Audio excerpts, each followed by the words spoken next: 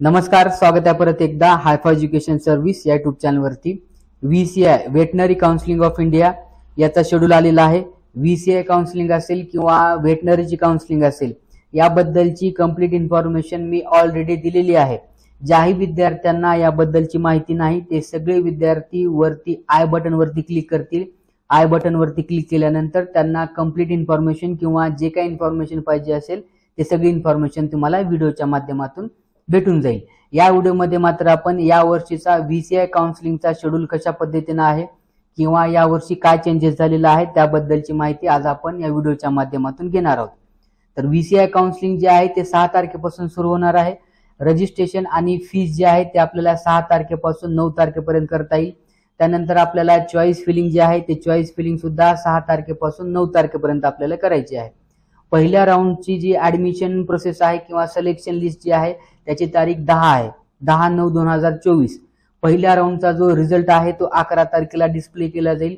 त्यानंतर पहिल्या राऊंडची जी रिपोर्टिंग आहे ती 11 तारखेपासून 17 तारखेपर्यंत करायची आहे। त्यानंतर राऊंड 2 साठी ज्याही विद्यार्थ्यांनी सुरुवातीला रजिस्ट्रेशन केलेलं आहे राऊंड 1 साठी त्यांना परत रजिस्ट्रेशन करण्याची आवश्यकता नाही, पण ज्याही विद्यार्थ्यांचं पहिल्या राऊंडचं रजिस्ट्रेशन राहिलं असेल ते सगळे विद्यार्थी 18 तारखेला परत रजिस्ट्रेशन करू शकतात। 18 ते 19 तारखेपर्यंत रजिस्ट्रेशन आणि पेमेंट ऑफ फीस करू शकतात। आणि चॉईस फिलिंग जे आहे चॉईस फिलिंग आणि लॉकिंग ते सुद्धा 18 तारखेपासून 19 तारखेपर्यंत करायचे आहे। त्यानंतर सेकंड राऊंडची ऍडमिशन प्रोसेस किंवा सीट अलॉटमेंटची जी प्रोसेस आहे ती 20 तारखेला कंप्लीट होईल आणि सेकंड राऊंडचा जो रिझल्ट आहे तो 21 तारखेला डिस्प्ले केला जाईल। सेकंड राऊंडची जी रिपोर्टिंग आहे ती 21 तारखेपासून 24 तारखेपर्यंत करायची आहे। हे 2 राऊंड झाल्यानंतर स्टे वॅकन्सी राऊंड आहे।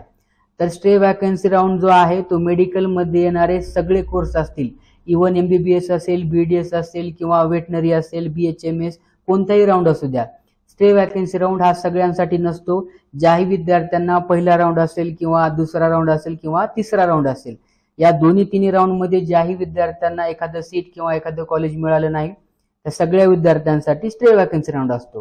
तर स्टे वॅकन्सी राऊंडची जी डेट आहे ते 25/9/2024 आहे आणि 26/9/2024 ही लास्ट डेट आहे। त्यानंतर चॉईस फिलिंग आणि लॉकिंग जे आहे ते सुद्धा 25 तारखेपासून 26 तारखेपर्यंत करायचे आहे।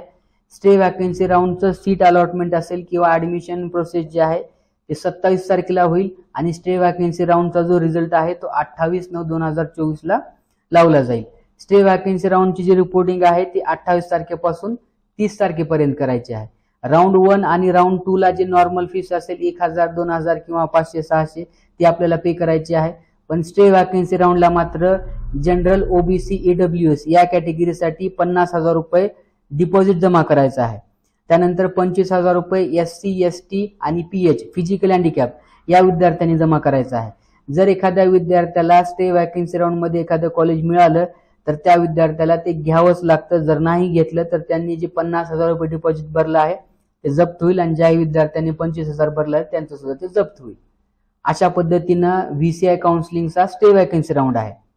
त्यानंतर सीट मॅट्रिक्स, जर आपण सीट मॅट्रिक्सचा विचार केला मागच्या वर्षी आणि या वर्षीचं कंपॅरिझन केलं तर याच्यामध्ये काही चेंजेस दिसत नाही। जे कॉलेज सुरुवातीला होते मागच्या वर्षी तेच या वर्षी आहेत।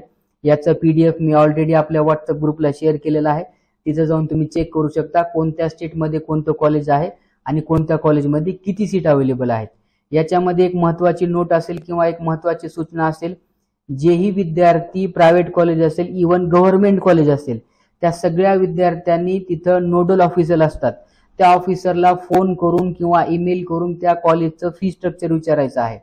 त्या कॉलेजचं फी स्ट्रक्चर असेल किंवा तिथं हॉस्टेल फॅसिलिटी अवेलेबल आहे का, पर इयर किती फीस भरायची आहे, हे सगळी इन्फॉर्मेशन कॉलेज चॉईस फिलिंग करण्या अगोदर कन्फर्म करून घ्यायची आहे।